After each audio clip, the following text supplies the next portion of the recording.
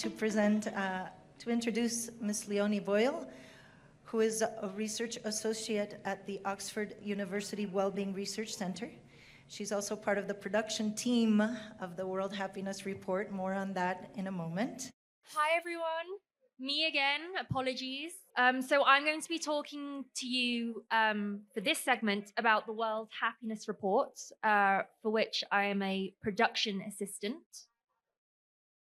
I'll just wait for everyone to settle. I know everyone's a bit caffeined up, so maybe a little bit buzzy, but I'm there too.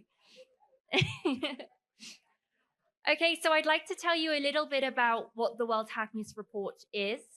We began in 2012, and it's been published from the University of Oxford since 2024, which is when I became involved. Now, most of you might know the World Happiness Report from the rankings of what is the world's happiest country. Often it's Finland, and we measure happiness in more than 140 countries. Mexico joined the top 10 last year. It made the news. It was quite a big deal. But we are so much more than a global annual ranking. So what you might not know is that each report centers around a specific topic. Previous themes have included age, benevolence, migration, and the effects of the COVID-19 pandemic. But the upcoming report will be on social media and well-being. Now, I am under strict embargo, so I cannot share with you things as much as I would like to, because you're all lovely people. I'm not allowed to do so, but we will be discussing social media and the influence that this report might have on your own practice in schools. Here is a list of our wonderful editors that I have the privilege of working with on a weekly basis. There are some quite big names here covering policy and government, noticeably Jeffrey Sachs. He's quite a big name. The World Happiness Report has also been mentioned a lot by political figures. So the Mexican president last year in her national address referred to the World Happiness Report. The Vietnamese PM and the Finnish president, they've all referred to the World Happiness Report. So the World Happiness Report is a really important tool to engage in public discourse. And we don't take that for granted at all. We know that we have a very privileged position. And that's why I'd like to share our work with you today. So on the World Happiness Report website, there is a function where if you click on data, you can go through different countries and have a little play around with the data that's available. So I've just taken a screenshot of Mexico. Again, the figures might not be readable, but I really, really encourage you to go to the website, to look up your countries, to look up countries that you're interested in, to look up topics you're interested in, to find out more and to find out what leading thinkers and researchers have contributed to the field. I'm going to breeze really quickly through the World Happiness Report 2024, which I was very lucky enough to be an author on. I was an author on the first ever chapter exploring child and adolescent well-being. And the overwhelming finding was that there isn't enough data. Classic, researchers wanting more research. This is an age-old story. But we really don't have enough information on global child and adolescent well-being. The data we have, which might be of interest to you, is the PISA data. This is focused on Latin America and the Caribbean in particular. And PISA, just as a reminder, that measures student outcomes at age 15. So this is just a quick snapshot of child and adolescent well-being at age 15. And what we can see is between 2015, 2018, and then 2018, 2022, there have been declines in well-being. Now, noticeably, you can see for Mexico and in Peru, these are quite heavy declines in 2018, 2022. And this is worrying. We are all people who care about child and adolescent well-being. So we really want to know what's going on. How can we help our students? But we need more data. That is the crucial part of it. The World Happiness Report 2025, I won't go into a lot of detail here. Again, I'm mindful of the translators perhaps needing a break because I've just been bombarding the microphone with words. But I do encourage you to explore chapter 4, which is written by some amazing Latin American colleagues exploring household size in Latin America in comparison to Europe. This was a really fascinating read, and kind of outside of your role as educators, this might be of interest to you.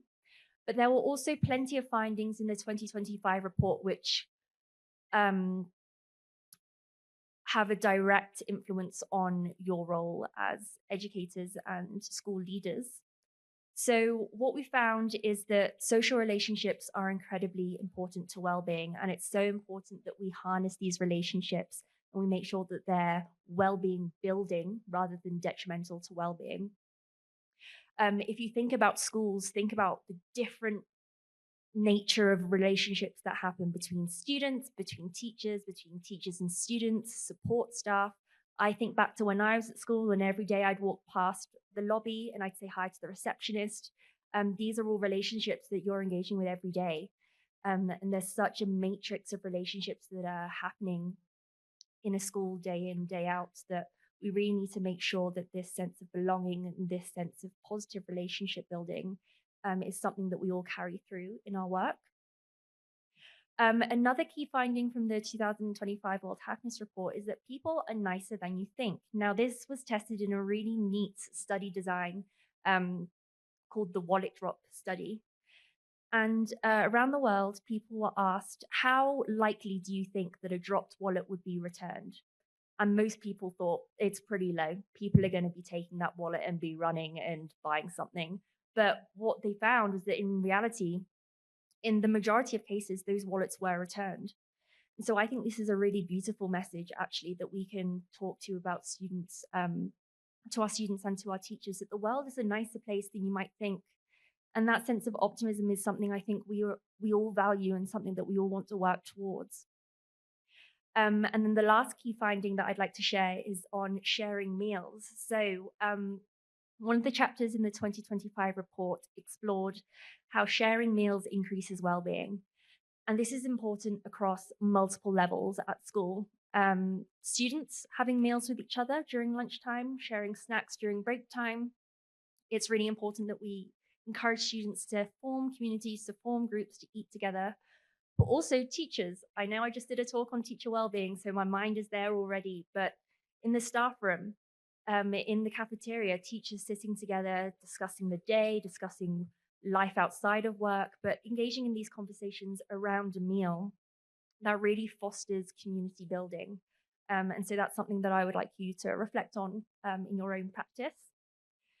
Okay, so this is the juicy stuff, the 2026 report on social media. This is a highly controversial topic, and I'm fully aware that everyone in this room will have probably a strong opinion. In Britain, we call this a Marmite opinion, where you either love it or you hate it. And we felt at the World Happiness Report that we can't really ignore this topic any longer. We need to explore social media and how it influences well-being in childhood and adolescence. And it isn't just us who are interested. This is a global topic of conversation. And it's covered regularly across various news outlets. And we all know about Australia implementing the ban for under 16s.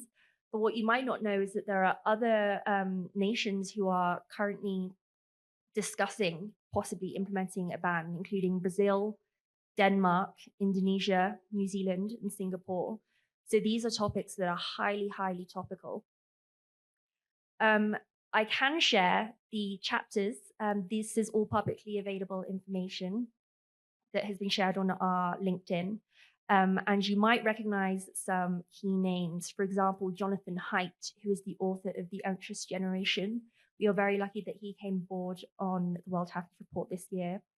And I'd really like to emphasize the fact that in the World Happiness Report, all these chapter authors, they work in teams, but central to our ethos at the World Happiness Report is to engage in discussion. Now, a lot of these people do not agree with one another, they disagree with one another. And so we've had to try and facilitate those conversations in the name of science, in the name of rigor and discussion. And so I'm really excited for you all to get access to the World Happiness Report. It will be published this year on March 19th, which is a day earlier than usual. Usually it's released on March 20th, the International Day of Happiness. I can see some nodding faces. And yes, I'm really, really curious. I know that most of the conference today has been us all talking at you. And I'm aware that I'm in a very privileged position where I've got a room full of educators and school leaders. And so I am chomping at the bit to know your thoughts and to know what your opinions are. If you have any further information, please visit our website. The QR code is here. But really, I want to spend the rest of the session exploring what your opinions are. Are you pro a ban? Are you against a ban? We know that there's evidence on both sides. So we know that there are issues regarding online bullying, sexploitation, exposure to adult content. But on the other hand, we also know that social media can provide communities for people to explore their identities, perhaps. Neurodiverse people, gender fluid people exploring these aspects of their life that they might not perhaps have the ability to do so in person. They can find an online community. So yeah, again, I don't know your school context and I want to know. So please do put your hand up and share your opinions, share your thoughts. I'm keen to hear, and I'm sure other people in the room are keen to hear what other school leaders are thinking. Thank you.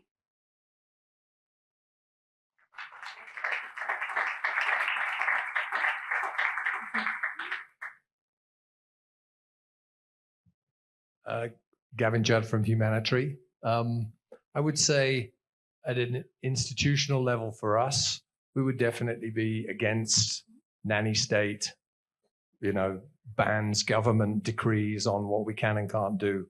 I don't think that's the way forward at all. I would like to see more tools aimed at young people to navigate social media. Common Sense Media came out with a great study. They do their study. And one of the things that really resonated with us was that students who self-report, or teenagers, adolescents who self-report high levels of self-confidence were less impacted by social media. And so, I think it's kind of chicken and egg thing, but, some of the things you mentioned about sports and getting in, having a positive family background, for example, and feeling good about yourself, definitely helps when it comes to, thinking, social media is not the be all and end all, right? So I'd be interested in what tools are out there for those teenagers who don't have those self-reported levels of self-confidence. Thank you. Can I ask also, as a school leader, what has been the response from parents? Have they been putting pressure on you as a school or an institution to interfere, or have they accepted, or have they taken responsibility, or is everyone just head in the sand, not knowing what to do? So I think sometimes there can be a disconnect between behavior that's happening at home and expectation of behavior that's happening in school. In our school, we have no mobile phones for children in middle school, and we allow mobile phones for students in high school, and we have designated mobile phone areas and designated no mobile phone areas within the school. I think when it comes to parents, that's always tricky, isn't it? Sort of, if I'm having dinner, it's fine for all my kids to be on phones and ignoring me and everybody else. But in school, I don't want them to have phones. So it's always a tricky thing. Yeah, absolutely. Thank you so much. Does anyone else have any experience they'd like to share? Tracey, I'm going to give you the microphone. Also, I think everyone should know how wonderful Tracey is. I had the honor of being toured around your school yesterday, and I've texted everyone I know to say how inspired I am. Thank you very much for that. I wanted to say that what we found, I work for the American School Foundation, and we've banned phones as of 2 years now. And what we found is the kids were initially angry, frustrated, but the kids are the first ones that will tell you, I spend more time with my friends, I play more. And so I think the piece that we're looking at is, with the age of AI and technology, how do we double down on what makes us human? And we have found that if we give kids almost anything else to do, they will do it. If you ask them to show up and volunteer, if you ask them to be actively involved in something, if you ask them to play, they will. And so what we're looking at is what's our responsibility to provide those opportunities. And that's one of the big parts of our new strategic plan, is looking at our entire campus as a learning lab. So how do we activate every space in the campus that we can to give kids these natural opportunities to play, to have fun, to interact with their peers? And I think a lot of the work comes back to the adults, exactly what Gavin was saying of, if the parents are permitting a meal where everybody's on their phone and they're not having a conversation, I think even as a parent, many of you can probably relate to, if I put my phone down and I talk to my kid or I make a meal, they will come to the table. They want to be a part of that. They may roll their eyes, they may whatever, but they'll show up. And so I think it's on us to buy the board games, figure out the stuff in the playground, make those spaces more inviting so the kids really do what they want to do, which is interact and play. I think you'd be really interested in the chapter by Cass Sunstein, where he explores what children and adolescents are willing to do in the trade-off between social media and not having social media. Thank you. Yeah. Is there a way our schools can be helpful providing you the data? Can we be a part of what you're doing? So we are working on a large global study at the moment. I'm not at liberty to share this information, but Magdalena and I think in time would like to make that publicly available. But there are routes. I think everyone in the research community, we know that this is a gap that needs filling. And so we're trying to get everything in place that we can do that in a rigorous way. So stay tuned is what I have to say. Thank you so much.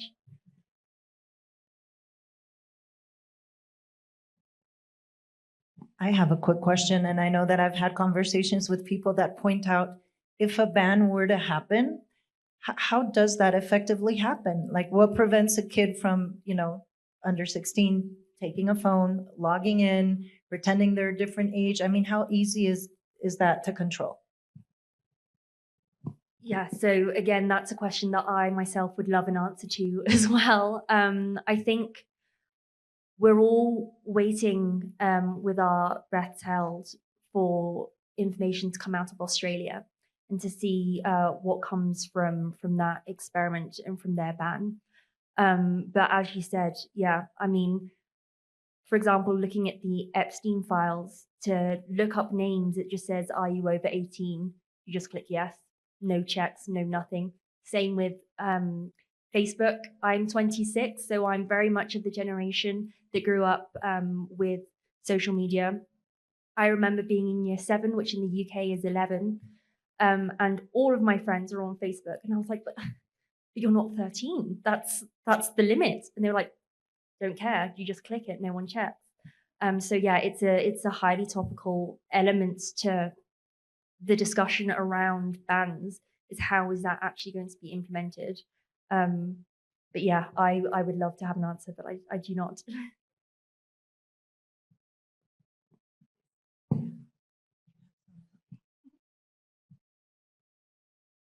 Well, Juan Abraham from Notion.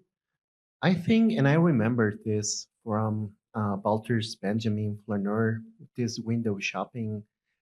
It was meant to be like for, leisure and your free time and just scrolling. And now it's part of your life, like the work. And I think kids, they see what we're doing with this social medias and they are doing the same because we're the one that don't know how to use them. And I think as educators, it is part of our job to teach them how to use them effectively. I mean, most of them want to be an influencer or some sort of communication expert. Well, let's teach them how to use it effectively, how they can gather information. And I think a ban is going to be really hard to impose. I mean, they can just click yes, over 16 and they're going to use it. But I think we need to attack the background, like the main source. Why will they bully using those tools? If they don't have those tools, they're going to find another way of bullying. I mean, we need to figure a way out of this without just putting it away. Thank you for sharing.